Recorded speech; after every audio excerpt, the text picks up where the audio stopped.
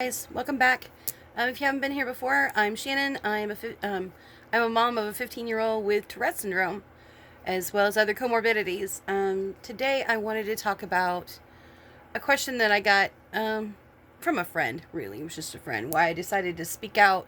Why I decided to create a blog or a vlog or whatever I did. Why? What does it mean to me? And okay.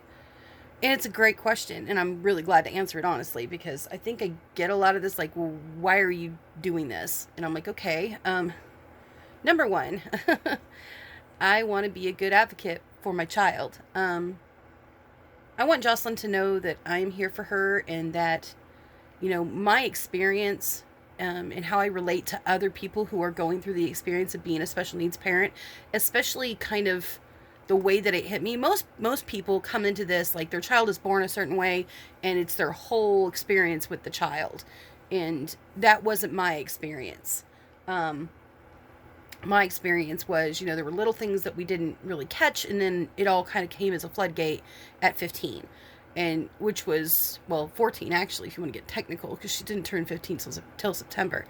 But like, it was all at once, and we didn't know what to expect, and we kind of got thrown into this whirlwind. And luckily, we had people in our sphere that had been through it. I'm very blessed for the people that are in my life that have been through this, although their situation was a little bit different. Their child was much younger when they were diagnosed, and they were smaller.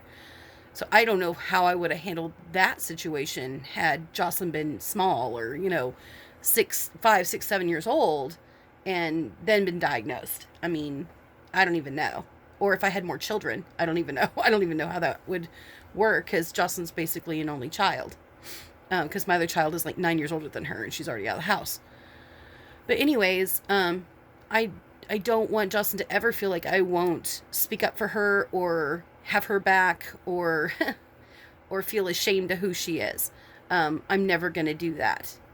So that's kind of reason one. Reason two is, in my therapy, I go to a therapist every week. Everybody in my household goes to a therapist every week. Because it's very hard for all three of us. We all have our own picadillos with what's going on. And so, of course, Jocelyn's in therapy. I'm in therapy, and my husband is now in therapy also. And that's okay, and we all need to be. Because we need to learn how to relate to one another and handle stress and all of these things that lower Jocelyn's, how do I put it? Tick amount, her level of ticks, keep it down to as low as we can, and keep the stress levels down. But not only that, we each have our own issues and things like that. But in my therapy, I've been taught, self-care is really, really important for me, that I can't pour from an empty cup, as I keep saying. And, it's really important for me to take care of myself. And for me, I'm just one of those people that needs to talk stuff out and have it outside of me. It's weird, because I'll watch back my own vlogs, and it actually comforts me in a way that it's not rolling around in my head anymore. Like when I'm editing and all that stuff like that, I don't really edit all that much, but sometimes I cut off parts of the ends because I get to where I'm talking too much. But yeah, that's a lot of it is, I do it to take care of me. It's my own way of, I don't really have time to sit around and write, all day long. I've got a bunch of things I got to do with Jocelyn, and and then I got to take care of the house and the animals and, and my husband and everything else. And so it can become kind of monotonous, and it's just easier for me to do like a 7-minute video or a 10-minute video or whatever, instead of writing and writing and writing and writing and writing. And so, it's also easier for me to just send it to my therapist or whatever and show her what I'm doing. But also, and the last one was kind of, it's something that's really, really important to me, is when I came into this, I watched so many things, and I read so many things, and I looked at other people's situations and was like, well, that's not what I'm going through, and that's not what I'm going through, and that's not what I'm going through, because everybody's a little bit different. Like, Jocelyn's case is not the most severe that she could have. Our biggest fear is that it'll get worse. But right now, it's really not the most severe. It's not a really, really severe case in comparison to ones that I've seen. And I feel so blessed. I'm also scared to death that it'll change, but right now we're in a good spot. It could be a lot worse. and it's very mild in comparison to what it could be. Um, but I wanted to do this vlog so that one day when somebody else comes looking online or whatever and wants to find something, wants to find a vlog or whatever of somebody who's not going through the acute case, it'll be here for her or him or whoever, and they won't feel alone. And that's the thing, is like, I don't want anybody else to go through that. Like I said, I'm glad I have the support that I do. However, our cases are not really the same at all. The onset is a lot different, and the frequency is a lot different. That's what I meant earlier. Frequency, take frequency.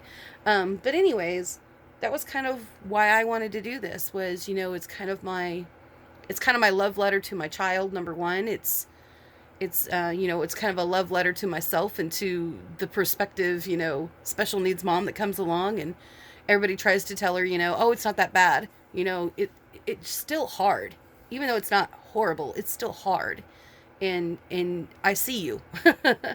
And, you know, and it's good. And I love the people that see me and say, I understand. And so, and it means the world to us moms, especially as parents, special needs parents, excuse me, when somebody says, I understand, or even if I don't understand, I see you, and you're a rock star. You know, you're doing the best you can in the circumstances that you have. And they don't try to demean it and say, well, that's just the way it is, or it still sucks, you know. And sometimes we just need somebody to say, that sucks, but I'm here for you. What do you need? You know, and I see you and you're doing a great job. That's what we need. We need other people like ourselves to say, I see you. And so I kind of wanted to do this as those things. You know, I didn't want to, this isn't about look at me.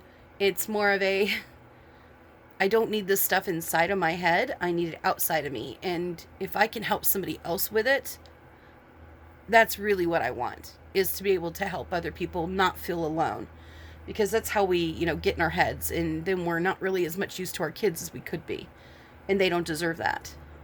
So that's kind of what I wanted to talk about tonight. And so if you're a special needs parent and you want to leave a comment or whatever and say hi, I would love that. I love more special need parent friends. That would be great. Love having people to talk to, and would love to get some more Tourette syndrome moms on here. That would be cool. But anyways, that's what I wanted to talk about tonight, and thanks for coming, and I'll see you guys in the next one. Bye.